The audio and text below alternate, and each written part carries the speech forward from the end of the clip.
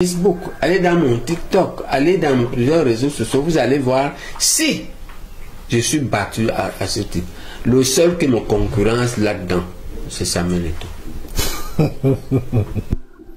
Alors, professeur, le 15 janvier 2025 restera pour beaucoup de Camerounais non seulement un jour historique parce qu'il l'est, mais comme le jour où le professeur Jean Baïbek a déclaré être le candidat naturel de l'Union des populations du Cameroun pour l'élection présidentielle de 2025. La déclaration a été faite par vous sur la tombe d'Ernest. Entendons-nous bien. Oui. Ce que j'ai déclaré sur la tombe, c'est le leadership de la lutte. Et le leadership de la lutte s'assume candidat ou pas. On sent ça en soi-même. C'est dans la tête. On le prend, c'est nécessaire. Et ça, j'ai pris. Ça n'a rien à voir avec être candidat. Ça n'a rien à voir avec être président de la République. Ça n'a rien à voir avec d'autres choses. Pourquoi? Parce qu'on ne peut pas confondre ça. Parce que si jamais le système néocolonial bloque ma candidature, si jamais le système néocolonial me tue, il peut me tuer. Est-ce que là, vous ne partez pas en Attendez. Non. Candidat. On a la vidéo, on a des enregistrements. Vous avez dit que vous êtes le candidat de l'UPC. C'est le sang. Il ne faut pas confondre. L'affaire de la candidature est une proposition écrite du comité directeur qui m'a donné le temps pour répondre. D'accord. Ok. Je suis dans le processus parce que ça se passe comme le Mbok. Le Mbok, on ne vous donne pas le Mbok, c'est votre famille, vous ne la convainquez pas de vous soutenir. Je suis dans ce processus-là. Et ça va arriver. Soyez patient. Je vous dis franchement, je ne suis pas obligé d'accepter, je peux refuser. Est-ce qu'on va dire que vous Pourquoi? avez... Parce que pour moi, c'est Je voudrais qu'on s'entende. Est-ce qu'on va dire que vous avez agi sous l'effet de l'émotion? Parce que j'étais en face... Je n'ai pas agi sous... J'arrive, professeur. J'étais en face de vous. J'ai vu vos yeux rouges. Vous avez failli couler une larme lorsque vous prononciez ce dernier hommage à monsieur, au nationaliste Ernest Ouandjé. Et vous avez dit, et peut-être vous rectifiez, que vous êtes choisi pour porter la lutte de l'UPC.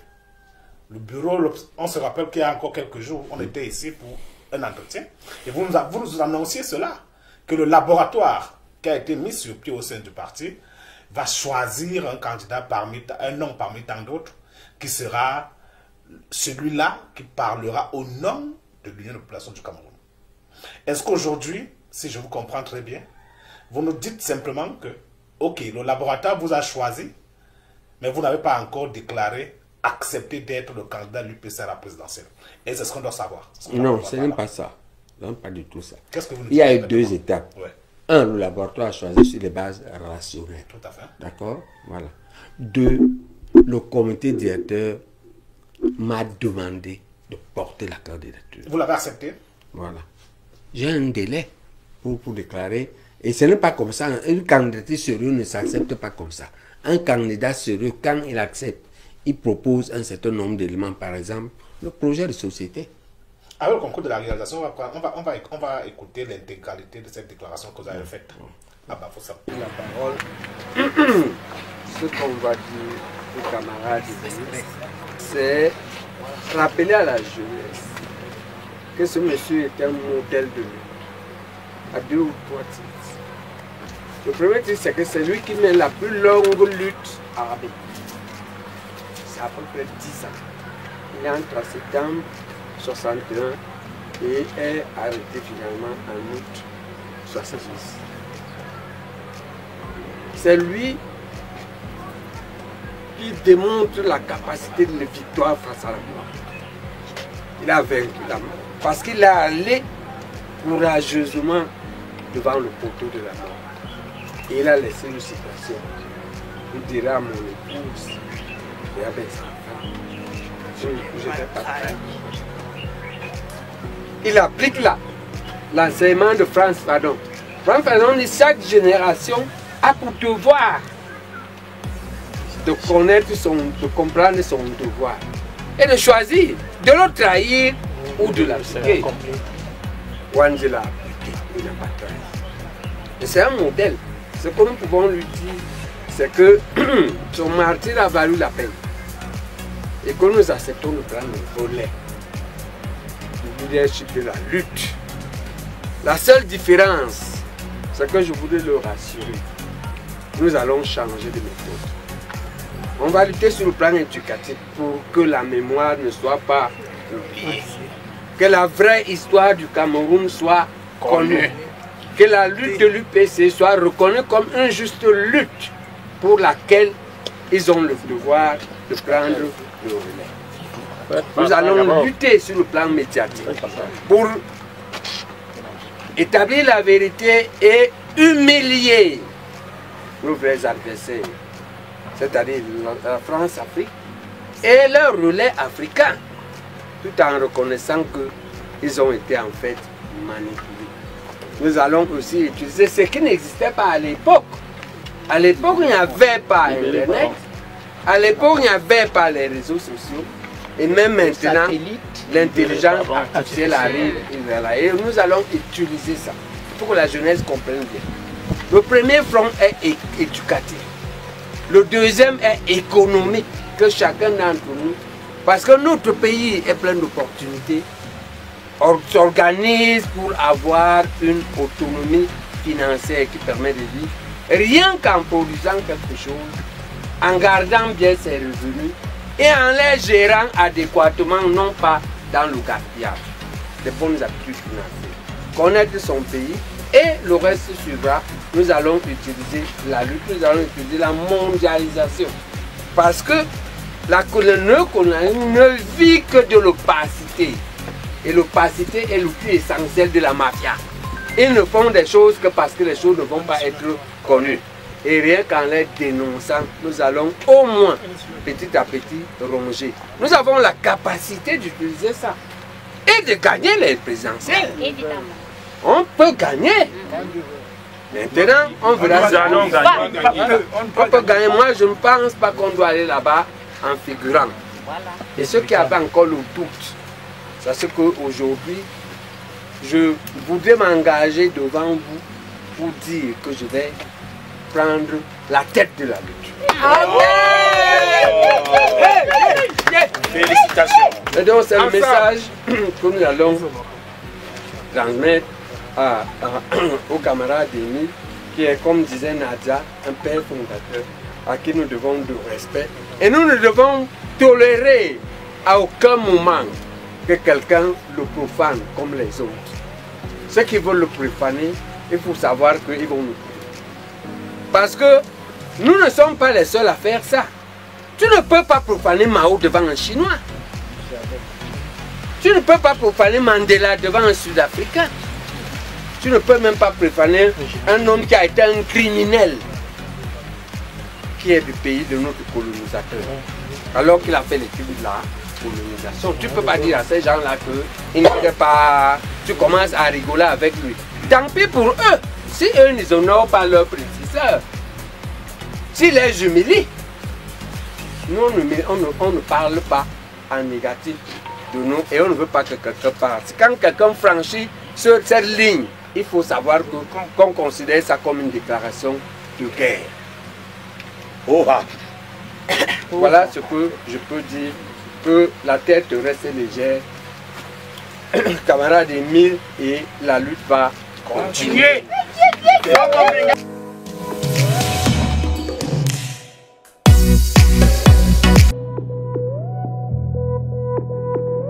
Je vous demande de me concéder. Oui. J'ai le droit à l'émotion. Tout à fait. Mais ce que je voulais faire là, ce qui est réfléchi là, c'est prendre le leadership de la lutte. J'ai déroulé le plan de lutte, les méthodes de lutte, ça qui est fondamental. Maintenant, on verra à la fin, je vous demande 15 jours, vous aurez ma réponse. Soyez patient. On retient que dans 15 jours, le professeur Jean Baebek dira s'il accepte d'être le candidat. Diront une quinzaine de jours. Voilà. On parle des spectateurs à témoins qui vous suivent, hein, qui vous suivent beaucoup. Alors professeur, revenons sur le processus. Parce que depuis quelques jours, ça va dans tous les sens, dans les réseaux sociaux, dans la presse. Est-ce que vous pouvez nous expliquer le processus qui a conduit à votre désignation le corps, le collège était constitué de qui? Et avant de revenir sur les personnes, parce qu'on a vu, vous êtes premier, on a des Henri Tekwe, on a les Robert Polypode, on a les Prébalé-Guélencourt, qui sont dans cette liste, que vous avez dévancé. Revenons un peu, décrivez-nous le processus qui a conduit à votre choix. Alors, je vais d'abord faire de la logique. Hein. Ouais. Moi, je suis le candidat du petit peuple. Vous vous rapprochez le micro. Voilà. Ouais. Je suis le candidat du petit peuple qu'on appelle Henri, c'est-à-dire les femmes, les jeunes, fondamentalement, Oui. et les déshérités. C'est ce groupe-là que moi, je veux défendre, et c'est pour lui que l'UPC a toujours lutté. Oui. Maintenant, on a dit ce qu'on appelle les tests parallèles. Allez dans les réseaux sociaux, vous allez voir. Allez dans mon Facebook, allez dans mon TikTok, allez dans plusieurs réseaux sociaux, vous allez voir si je suis battu à ce type. Le seul qui me concurrence là-dedans, c'est Samuel Eto'o. Alors, la shortlist avait 12 personnes de laboratoire qui fonctionnent depuis le 6 avril 2024. Qui a eu quelques séances de travail de présentation de ces résultats, notamment 3. Il y a eu une, la première, il y a eu le deuxième, il y a une, je ne sais plus, c'était vers...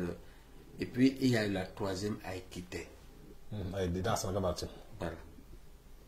Et la dernière, c'était le 15. Il a sélectionné, et ça c'est la classique dans l'UPC. L'UPC lui-même, depuis 1952, lorsque le laboratoire désigne Moumié comme le président en 1952, il est encore à Dakar, il n'est pas là. Ok? Oui. Alors le président de 1950, Ndjoumessi Mathias. Donc on verra que Moumié va entrer, Ndjoumessi Massa va sortir. Pourquoi? Parce que, entre guillemets, il a trahi. Il a trahi, mais c'est une trahison involontaire. Il a eu trop de pression des colons, au point où les colons l'ont retourné, il a quitté. Ok? Alors que du point de vue du laboratoire, ils peuvent encore continuer. Le laboratoire peut, par exemple, sélectionner quelqu'un. Il peut même être premier, mais le comité directeur se rend compte que le laboratoire ne sait pas que, par exemple, il est malade. Oui. Et il ne peut pas assumer. Ça existe. Et donc, ce qui se passe, nous avons eu la shortlist, ils ont travaillé, ils ont fait des sondages à la base. La base, c'est qui? Ils ont sélectionné les 139 communes où nous avons les sections. Et ils ont interrogé les leaders des sections. C'est en fait des sortes de primaires, mais c'est des primaires indirectes au sein de l'UPC. On n'a pas le moyen d'aller réunir toutes les bases. Ouais. Mais on peut sonder individuellement les responsables des sections. C'est ça qui s'est passé. Maintenant, moi, je vous demande, est-ce que le sondage des sections est incompatible au sondage que l'on fait dans les réseaux sociaux? Est-ce que dans les réseaux sociaux, je vous disais, il n'y a qu'un Eto'o qui me bat. Hein? En tant que, si vous voulez, leader d'opinion. Il n'y a qu'un Eto'o qui t'entend de déborde. D'accord? Est-ce que ce n'est pas prétentieux là? Je vous dis les résultats des réseaux sociaux. Allez, si vous présentez-moi le contraire, que l'un des hommes les plus crédibles aujourd'hui au Cameroun, dans les réseaux sociaux, faites le classement, vous allez voir.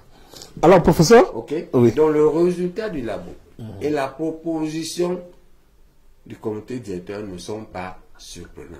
Pourquoi le deuxième Balek tombe? Il tombe parce que lui-même a déjà choisi un autre candidat. Tout à fait. Même s'il démissionne, là, ce ne sera pas lui.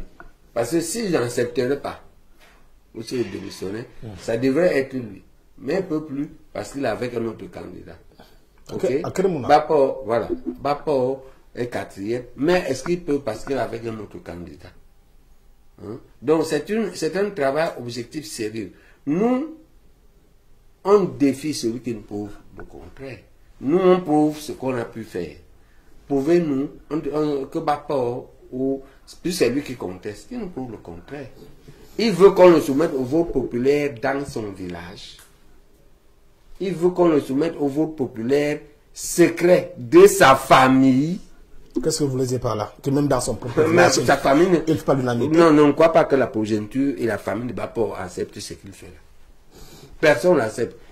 je dois vous rappeler, moi j'ai observé la dernière remise des vœux. Son candidat ne l'a pas salué. Pour la séquence qu'on a vue. Il a salué des gens à côté de lui, il était à côté de côté. Son ami qui l'a amené.